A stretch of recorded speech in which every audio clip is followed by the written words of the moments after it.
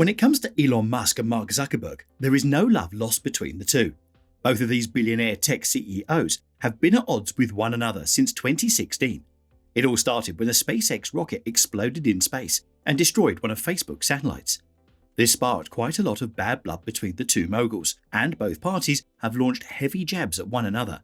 Zuckerberg recently called the explosion a disappointment. Many people don't know, but Elon and Mark met face-to-face at an important event. But more importantly, there is a giant problem between Musk and Zuckerberg, and when you learn what really happened between these two, you will understand why they have this ongoing feud. This is a very interesting story, so let's explain it. Ever since this incident, the two tech magnates have butted heads in many areas, like artificial intelligence and even Facebook's data collection practices. And they haven't been very keen on keeping their rivalry a secret either. From calling each other irresponsible and deeming one another disappointing, both moguls have openly shot fires for all the world to see. Although it is not confirmed how much interaction they had face-to-face, the two tech moguls did come face-to-face at the Allens & Co conference held 6 years ago. In the 2018 Facebook Cambridge Analytica scandal, Musk even went as far as to delete both SpaceX and Tesla's Facebook pages and tweeted about the whole deal, saying that Facebook looked lame anyway, and that it gave him the willies. According to Musk, the move wasn't a political statement, and he had merely removed the accounts because he found Facebook unsettling. Following that incident, the jabs just kept on coming. In response to a tweet made by the actor Sacha Baron Cohen, in which he demanded more regulation of Facebook, Musk was also quick to join in support. In the tweet, Sacha advocated that one man should not be left in control of information that is seen by over 2.5 billion people. That was quickly responded to by Musk, who urged people to delete Facebook because it was lame, in the comment section. The Facebook disses, however, do not end here. Musk also reportedly criticized Facebook's data sharing practices by tweeting a meme about Facebook which mentioned that the company was spying on users, ever since it acquired WhatsApp, which was expected to force its users to share their data with Facebook. Instead, Musk urged people to use the Signal app, which is an encrypted messaging app, in one of his tweets. His tweet was then retweeted by Jack Dorsey, the CEO of Twitter, who has also reportedly shared some beef with Mark Zuckerberg. Whether it's the curse of the social world or just different political views, a lot of CEOs seem to have differences with Mark Zuckerberg, and the list just keeps on going. And this brings us to 2022, where Elon Musk and Mark Zuckerberg have met once again, head-on in a tussle, rekindling the flames of the past, and this time it concerns Twitter. Amid the ongoing Elon Musk court battle with Twitter and his abrupt U-turn on the $44 billion purchase just a few days ago, even Mark Zuckerberg seems to be confused about the fiasco. This thickens the plot, because if Musk is to acquire Twitter, after all, it will put him directly in competition with Mark Zuckerberg as owners of social platforms, competing for more and more customer base. And the feud might even intensify because Zuckerberg did at one point offer to buy Twitter in the past. And it looks like Musk may have beaten him at the race. In an interview with The Verge, Facebook founder Zuckerberg commented on the ongoing Twitter deal, saying, "I don't know. I think this is another one of these things that is unclear how it will turn out." He further added, "I think it's as interesting as the saga like you're saying, but I think even at this point, it's not clear what's going to happen." It's not surprising that Zuckerberg may be confused about the whole thing, because the Twitter deal has been quite complicated from the looks of it. Initially intended to be just a member of the board of directors, Musk decided days later to buy the platform.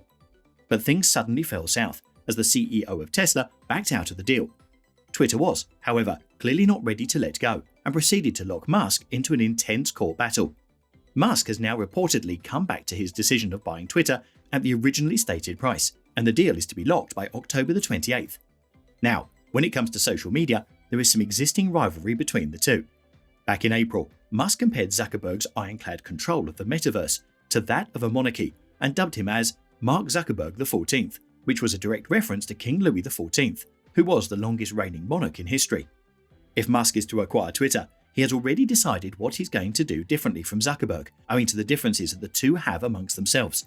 For instance, Musk reportedly said that he'd be careful to avoid permanent bans or censoring if he were to own Twitter, and openly criticized Facebook for its use of censoring back in 2021, when Facebook handled the siege on the Capitol by banning public figures like Donald Trump.